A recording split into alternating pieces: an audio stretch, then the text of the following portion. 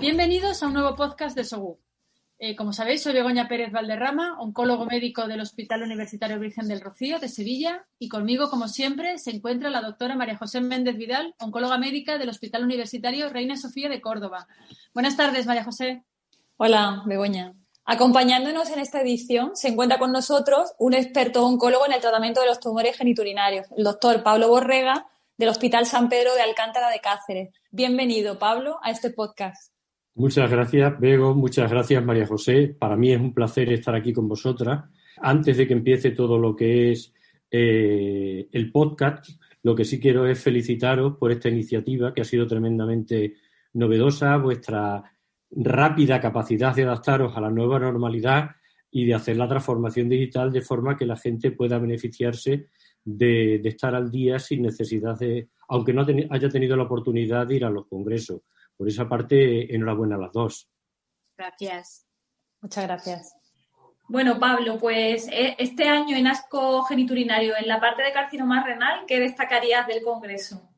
Yo dividiría el congreso en tres partes. Por una parte, lo que fueron las presentaciones orales, en las cuales, pues se presentó de nuevo los resultados de un TKI en combinación con un anti-PDL1, que fue el ensayo CLEAR, que ha sido un ensayo absolutamente disruptivo, probablemente de los más brillantes que se han presentado de un TKI con un anti-PDL1, y por otra parte, en una patología no muy frecuente dentro de lo que son los tumores renales, como es el carcinoma papilar, un ensayo randomizado fase 2 con todas las combinaciones posibles y con resultados mucho más brillantes de lo que se tenía hasta ahora.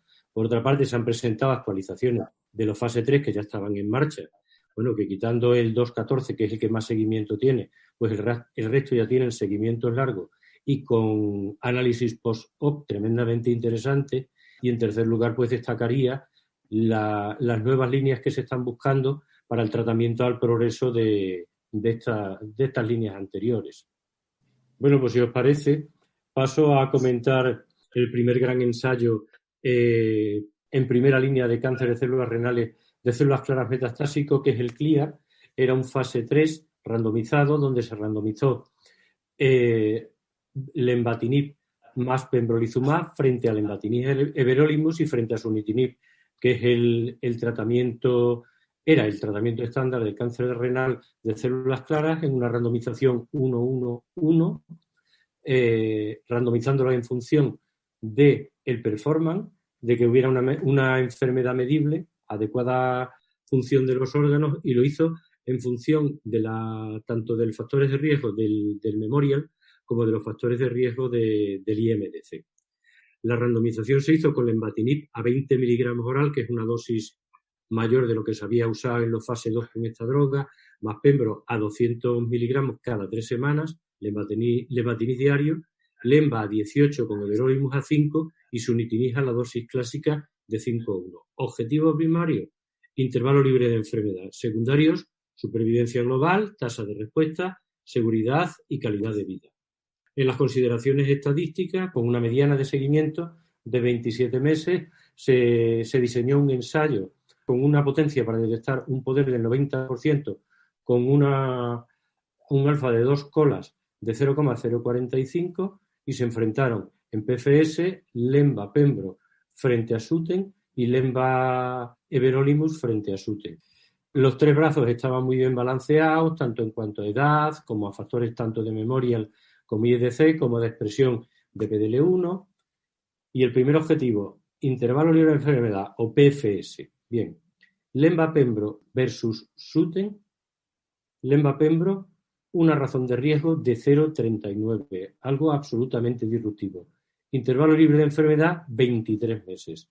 El segundo, que enfrentaba lenva everolimus frente a Sutent, intervalo libre de enfermedad, 14,7, Sutent en ambos brazos, era el brazo control, 9,2. En cuanto a los diagramas de tallos, lenva everolimus, el lenva pembro fue absolutamente superior en todos los endpoints, tanto en el IMDC, PDL1, sexo, el que existiera o no existiera nefrectomía previa, o histología sarcomatoide o no sarcomatoide. E igual, aunque con menor razón de riesgo, sucedió con lenva everolimus. En cuanto a supervivencia global, bueno, los datos todavía no son maduros. El tiempo de seguimiento es de 27 meses, no se ha alcanzado en ninguno de los 3 brazos, pero lenva-pembro frente a sunitinib tiene una razón de riesgo de 0,66 y, sin embargo, lenva-everolimus frente a sunitinib no fue estadísticamente significativo. En cuanto a supervivencia global, todos los parámetros son favorables a lenva-pembro. El otro endpoint, que era la tasa de respuestas objetivas, fue también absolutamente excepcional.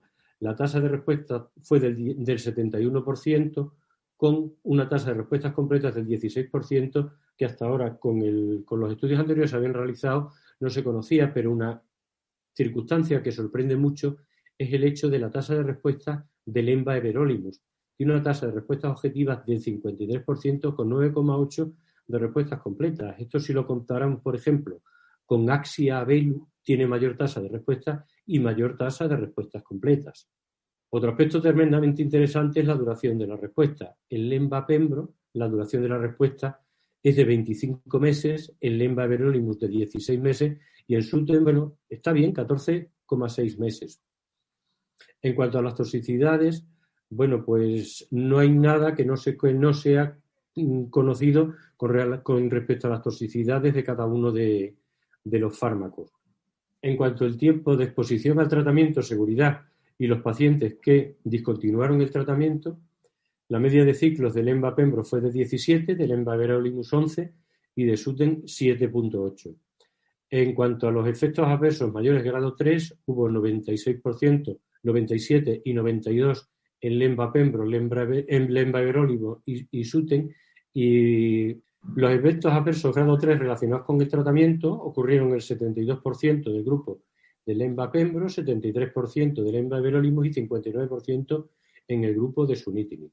En cuanto a los efectos adversos, pues son los conocidos: en lenva-pembro, mayor grado de diarrea, hipertensión, estomatitis, hipotiroidismo, y en el Sutent los bien conocidos de síndrome de mano-pie, hipertensión y estomatitis.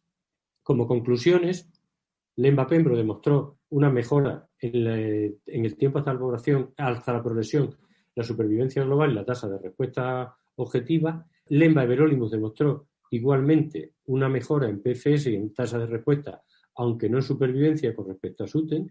El perfil de toxicidad de ambos esquemas es manejable y no presenta nada nuevo de cada una de las drogas que se están manejando. Y bueno, pues el ponente concluye que este resultado apoya el hecho de que el lenvatinib más pembrolizumab pueda ser una nueva primera línea en el tratamiento del cáncer renal de células claras. Pablo, ¿tú crees que los datos impresionantes que has comentado de PFS, tasa de respuesta y un 16% de respuestas completas, que es la primera vez que lo vemos en un combo de inmuno con TKI, marcan la diferencia con otros estudios de primera línea? Realmente, María José, con una mediana de seguimiento de 27 meses, pienso que sí. Es decir, si me pongo un poco a hacer memoria, pues yo qué sé, pues en el 426, con 30 meses, no había una tasa de respuesta del grado del 76% y, por supuesto, no había un 16% de respuestas completas. En el de Axia-Abelu es que prácticamente lenva-everolimus es más eficaz tanto en tasas de respuesta como en tasas de respuestas completas y encima no lleva agregado inmuno, lo cual sorprende mucho porque probablemente ese brazo con inmuno, pues los resultados serían, asumiendo que las toxicidades fueran diferentes, probablemente los resultados fueran mucho más brillantes. Y bueno, la tasa de respuesta del 71% comparadas con el 40% del 214, que es el otro que quedaría por comparar, pues a los 27-30 meses las tasas de supervivencia global que no se han alcanzado, pues yo creo que es un esquema que va a situarse, bueno, quedaría compararlo con 9R, pero tampoco llegan a estas cifras con un seguimiento de 27 meses. Y luego en la discusión se habló del brazo de lenva-everolimus.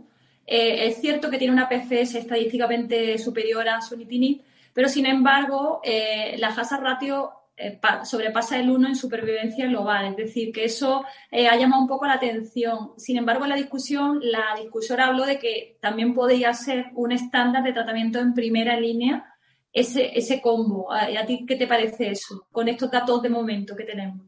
Hombre, a mí lo que me parece es que teniendo un brazo con 70% de respuestas objetivas, con un tiempo hasta progresión de 2 años y a los 27 meses todavía no se ha alcanzado la mediana de supervivencia global, hombre, pues me parece que no sería el ideal para ponerlo en primera línea.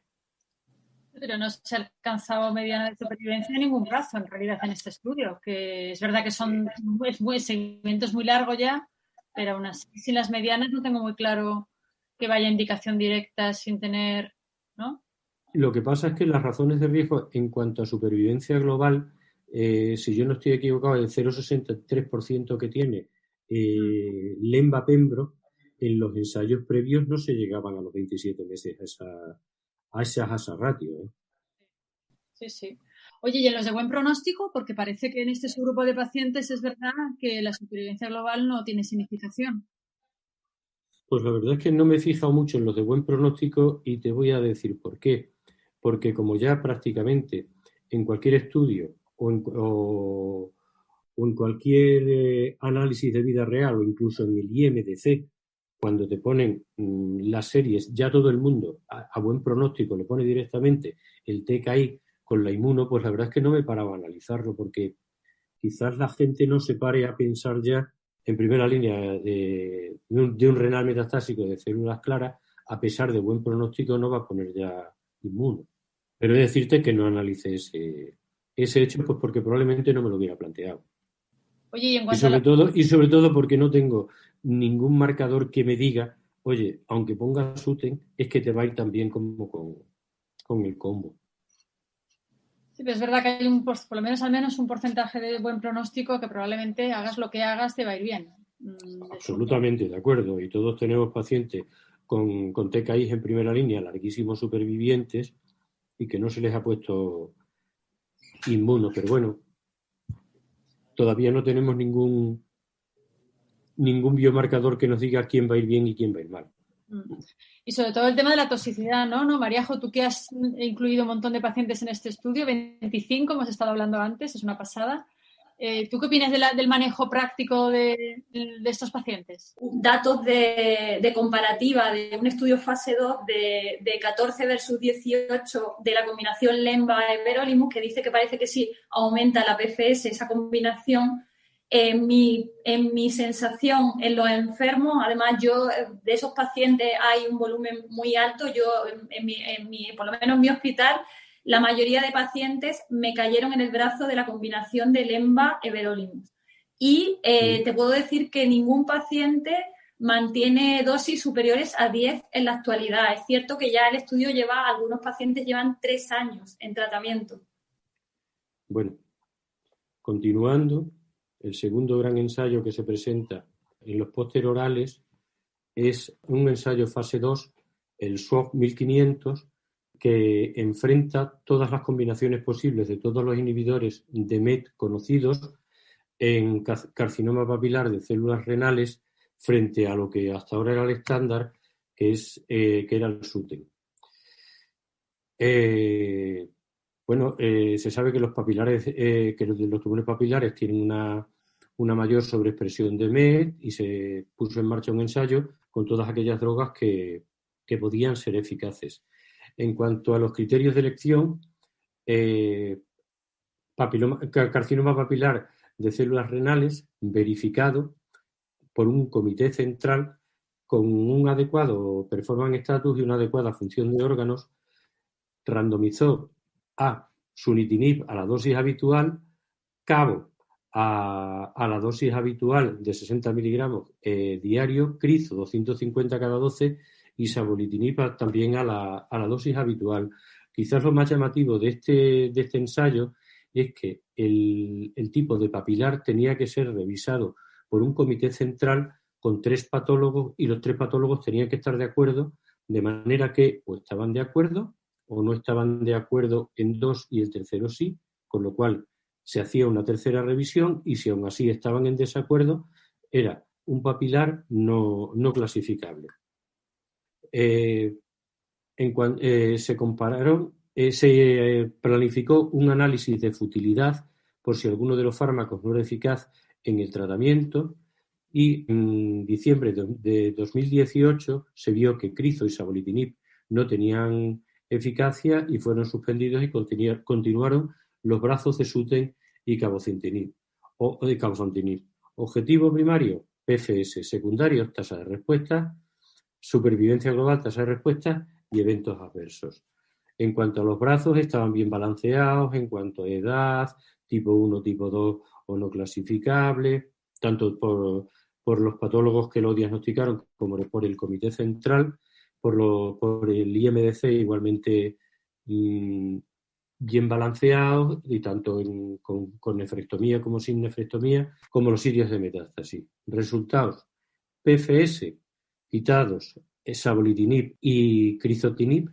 Cabo tiene una PFS de 9 meses frente a Sutent de 5.6 meses. Se cumple en todos los tres tipos, tanto el tipo 1, tanto el tipo 2 como en los no clasificables. En cuanto a la tasa de respuesta, es superior en cabozantinib con un 23% frente a un 4% de sunitinib. Y en cuanto a supervivencia global, Cabo consigue una supervivencia global de 22 meses frente a Sutent, de 20 meses frente a Sutent, que consigue una supervivencia de 16 meses. En cuanto a las toxicidades, pues nada nuevo que no se conociera en cuanto a las toxicidades de Cabo o de Sutent. Y bueno, pues Montipal, que es el que lo presentó en la ESO oral, concluye que este ensayo solo cabozantinib resultó con una prolongación estadísticamente significativa y clínicamente relevante en cuanto a supervivencia sin progresión en pacientes con papilar de células renales en comparación con Sutent, y que estos datos apoyan que el nuevo estándar de tratamiento del carcinoma papilar es Cabo. Y en principio nada más. Pablo, a este estudio, yo, por lo menos, la sensación que yo he tenido es que se le ha dado mucho bombo estos días en noticias oncológicas. Y bueno, es un fase 2 con pocos pacientes y encima hay que tener en cuenta que se cerraron 2 ramas por ausencia de utilidad y que entonces había muy pocos pacientes por rama de las que se han analizado. 42 y 40, sí. Muy poco. Sí, sí. Muy poco, y bueno, tampoco se han tenido en cuenta otros datos que parece que eran importantes, como tener en cuenta si había que tener en cuenta a los pacientes que tenían alteraciones de MET a nivel molecular, porque hay estudios que, aunque sí que estaban diseñados con esa población, pues se cerraron por reclutamiento. Es decir, que yo creo que la sensación es que en carcinoma de no células claras, y en este caso en papilar, ¿no?, que seguimos teniendo falta de datos de estudios fase 3, ¿no? Hombre, yo estoy de acuerdo contigo, sobre todo porque esto fue un fase 2 y un fase 2 con pocos pacientes, y porque desde la aprobación de esto de Cabo ya siempre se había insistido en que la mutación de MET era un biomarcador, que los pacientes que tenían mutaciones de MET eran los que más se beneficiaban, pero cuando veía la hazard ratio, bueno, pues no existía una diferencia que te hiciera pensar que era un biomarcador que te permitía seleccionar pacientes en ese sentido. Yo también estoy echando de menos fases 3 y, hombre, tranquiliza un poco el hecho de que, aunque sea en segundas o en terceras líneas, bueno, pues el CONTACT 3, por ejemplo, ya te incluye todo tipo de histologías renales, con lo cual van a entrar papilares, y si yo no estoy equivocado, en el PEDIGREE también incluyen histologías no células claras, con lo cual probablemente, dependiendo de que son entre el 12 y el 15% del total de cánceres renales, es decir, que es una población muy, muy, muy, muy poco frecuente, pero por lo menos van a ser contemplados en los fase 3. Lo que pasa que es verdad que cuando escuchas podcasts de americanos y europeos hablan de que es el nuevo estándar en tumores papilares, y yo no dejo de estar en desacuerdo, vamos, completamente. Claro, es que hay una cuestión que probablemente nosotros seamos demasiado académicos a la hora demasiado académicos, bueno, demasiado puristas, o que realmente vemos las cosas con realidad. Seguramente cuando pactaron este fase 2 estos endpoints, y si les sale positivo, pues ante la agencia americana, para ellos es positivo, y si es positivo, pues es el nuevo estándar. Nosotros siempre diríamos, oye, esto es un fase 2 con 42 y 40 programas. ¿Esto dónde va? Yo estoy absolutamente de acuerdo contigo. Bueno, de hecho, además se van a hacer fase 3. Es verdad que en combinaciones con combinaciones de inmuno y TKI, con cabozantinib, pero comparados con sunitinib. O sea, que en algunos estudios fase 3 que están en marcha o a punto de comenzar, se va a seguir teniendo como brazo comparador sunitinib, ¿no? Porque yo estoy de acuerdo con Bego. Quizás decir ya que esto es el nuevo estándar con 2 o 3 estudios que tenemos fase 2, yo creo que, bueno, parece que es evidentemente mejor y muy apetecible poder ponerlo, pero de ahí a que lo que nos apetece sea lo que haya que hacer y sea el nuevo estándar, yo creo que quizás demasiado happy los americanos.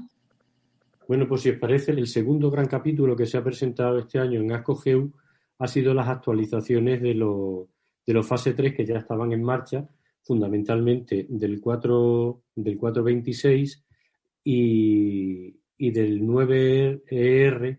El 426 presenta una actualización de datos con un análisis post-hoc muy interesante de los pacientes que realmente recibieron los 35 ciclos de pembrolizumab. Y bueno, los puntos finales del análisis fueron supervivencia libre de progresión y supervivencia global, casi el 30% de los pacientes, lo cual es una cifra muy importante. Recibieron los 35 ciclos. En cuanto a los factores de riesgo de IMDC, el 32% eran de riesgo favorable y el 67% de riesgo intermedio y mal pronóstico, y la mediana de seguimiento era de 31 meses, con lo cual está muy bien. Completaron, o sea, fueron casi justos los 2 años. Y la tasa de supervivencia global a los 36 meses fue del 93.8%. Y la tasa de supervivencia libre de progresión a los 24 y 36 meses, el 77% y el 57% de los de buen pronóstico y de los de riesgo intermedio y mal pronóstico. Con lo cual, bueno, este análisis exploratorio lo que te indica es que 1/3 de los pacientes son capaces de recibir los 35 ciclos y que mejoran la tasa de respuesta, el tiempo hasta progresión y supervivencia, y eso lo convierte en un dato a tener en cuenta a la hora de seleccionar el esquema. Y el segundo gran ensayo que presenta análisis post-hoc es el 9R, que como hizo ya el 214, pues presenta la tasa de respuesta, el tiempo hasta la progresión y la supervivencia en los carcinomas sarcomatoides que son de muy mal pronóstico. El criterio principal de valoración es supervivencia libre de progresión. Solamente, como es normal, el 11,5 tenían estirpe sarcomatoide y la medida de seguimiento de la serie es de 18 meses. Cabo más nivo mejoró la supervivencia libre de progresión con 10.9 meses, bueno, que se aproxima bastante a lo que era el 214, y la supervivencia global de 19 meses con respecto a lo que era el brazo control de sunitinib. Bueno, pues la razón de riesgo es de 0,39 para PFS y de 0,36 para supervivencia global. Por tanto, cabo-nivo demostraron una eficacia muy superior a SUTENT en los carcinomas sarcomatoides, como ya se había demostrado en el 214, es decir. Con todas estas combinaciones y ensayos positivos en cáncer renal en primera línea, ¿cómo crees que va a venir la elección de los tratamientos? ¿Por preferencias personales, experiencia previa, por los efectos adversos? ¿O tú sí que tienes definido un paciente que puede ser para combinación de inmuno o combinación de TKI, inmuno? Yo creo que lo que va a determinar la decisión, tanto en buen pronóstico como en riesgo intermedio y en desfavorables, es la caída de la curva al principio, María José. Es decir, a mí me parece que el 214 es un ensayo, un gran ensayo, pero claro, cuando tú ves caer a un 20 o un 25% en los 6 primeros meses y te vas pues al 426 y los ves caer a los 14, 16 meses, o te vas al EMBA-PEMBRO y te vas a los 24 meses y no te ha caído la curva, hombre, pues probablemente la elección vaya a depender, con independencia de que aprendas a manejar toxicidades, con independencia de los retrasos, con independencia del estadio del IMDC, yo creo que el inicio de la curva va a ser el que va a marcar la elección del fármaco. Y las respuestas completas, que es que hasta ahora tasas de respuestas completas del 16%, quitando el histórico de la interleuquina 2, yo no había vuelto a leerlas, y esto probablemente lo convierta en un dato importante a la hora de tomar la decisión. Lo que pasa que decidir entre un esquema, ya hablamos de TKI inmuno, entre uno y otro es complejo, y luego también las agencias tendrán mucho que decir, y luego el coste-efectividad también tendrá mucho que decir, porque al fin y al cabo tendremos que decidir también esto, cuál de ellos es más costo efectivo, porque esto también es un tema del día a día, vamos, y que tiene que ser así, no puede ser de otra manera. Bueno, pues fundamentalmente en segunda, el problema que nos encontramos ahora es que todos los fármacos que usábamos en segunda línea los hemos pasado a primera y los hemos pasado a primera muy rápidamente, y realmente pues andamos buscando qué hacemos en segunda línea. Bueno, una de las líneas de investigación que se han buscado es cuando hay pérdida del gen de von Hippel-Lindau, pues el que toma el mando de la angiogénesis en el cáncer renal es el HIF, y lo que se han buscado son fármacos inhibidores del HIF. En ese sentido, se han presentado un fase 1-2 y un fase 2 con el belzutifan, que es el MK6482, tratando de ver tasas de respuesta en segunda línea o en líneas posteriores en cáncer de célula en renal de células claras. En el fase 2 con belzutifan hay uno de ellos que se asocia con cabozantinib, que se hizo primero en una corte de dosis máxima tolerable, toxicidad limitante de dosis, y lo que se presentan ahora son los resultados de la segunda corte. La dosis era belzutifan a 120 y cabo a 60 diarios durante 21 días. El criterio de valoración principal, la tasa de respuesta objetiva, secundaria, supervivencia libre de progresión, supervivencia global y duración de la respuesta. Bien. El 58% habían recibido tratamiento de primera línea con inmunoterapia, el 58% habían recibido primera línea y un 42% 2 líneas previas. La mediana de seguimiento de la serie fue de 11.3 meses, la tasa de respuesta confirmada fue del 22% y un 90% presentó al menos alguna reducción del tumor, y la tasa de control local fue de casi el 93%. La mediana de supervivencia libre de progresión en pacientes muy pretratados fue de 16.8 meses. Los efectos secundarios, bueno, pues fueron los conocidos tanto de belzutifan, que se conocían, fundamentalmente la hipoxia y la anemia, como del cabozantinib. Y fundamentalmente los efectos secundarios fase 3 o superiores fueron la anemia y la hipoxia. En este análisis preliminar parece que la combinación tiene una actividad prometedora en pacientes muy pretratados con cáncer de células renales metastásicos. Eso en cuanto a la combinación. Y bueno, el 1-2, el criterio de valoración principal fue a 120 la seguridad, los puntos finales, las tasas de respuestas objetivas y la supervivencia global. Todavía es una serie muy corta, se incluyeron 55 pacientes, la mediana de terapias previas habían sido 3, es decir, pacientes muy pretratados, el 92% habían recibido inhibidores del punto de control y el 76% habían recibido inhibidores de angiogénesis. Los efectos adversos tuvieron una tasa de respuesta del 80%, no se alcanzó la duración total de la respuesta, el 77% seguían en tratamiento a los 6 meses y la supervivencia libre de progresión para el total de la serie fue de casi 15 meses. Y está en marcha en fase 3 para confirmar esos datos. Y luego, pues el que ya había comentado María José en un primer momento sobre la asociación de Lenva everolimus en 2 dosis, y bueno, pues se eligieron 2 dosis, 18 y 5 frente a 14 y 5, y aunque concluyen en que 18 y 5 es superior a 14 y 5, realmente cuando empiezas a ver la serie, pues los resultados son muy parecidos. Tasas de respuesta, supervivencia libre de progresión de 11 meses frente a 12.9, supervivencia global de 27 frente a... No se ha alcanzado, está cerca de 30, pero todavía no se ha alcanzado. Luego, ellos concluyen que probablemente la dosis a elegir sea 18 y 5, aunque a mí me parece que las cifras están muy parecidas y bueno, pues que probablemente 14,5 sea tan efectiva como 18,5. Y así yo no destacaría tampoco ningún otro en segunda línea que se hayan presentado este año en ASCO-GU. Con los resultados actuales, como has comentado, es verdad que vamos a necesitar más tiempo para tener datos ya de ensayos de secuencia después de progresiones a combinaciones ya en primera línea. Entonces, fuera de los ensayos, ¿tú qué haces? Yo te digo lo que hago. Ahora, de momento, lo que no tenemos tiempo en primera línea, lo que no tenemos en primera línea, dure lo que dure, que no lo sé, eso también hay que ser honesto. En primera línea sí podemos usar Axi-Pembro. Llevamos usándolo poco tiempo y bueno, pues todavía afortunadamente no ha progresado ninguno. Probablemente en segunda línea usemos Cabo.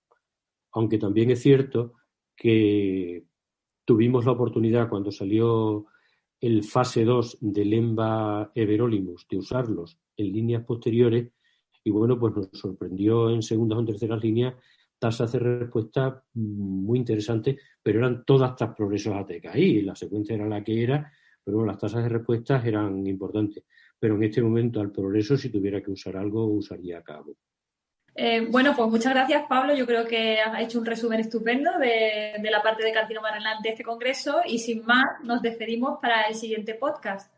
Muchas gracias, Bego. Muchas gracias, María José. Y hasta la próxima. Cuidaros mucho.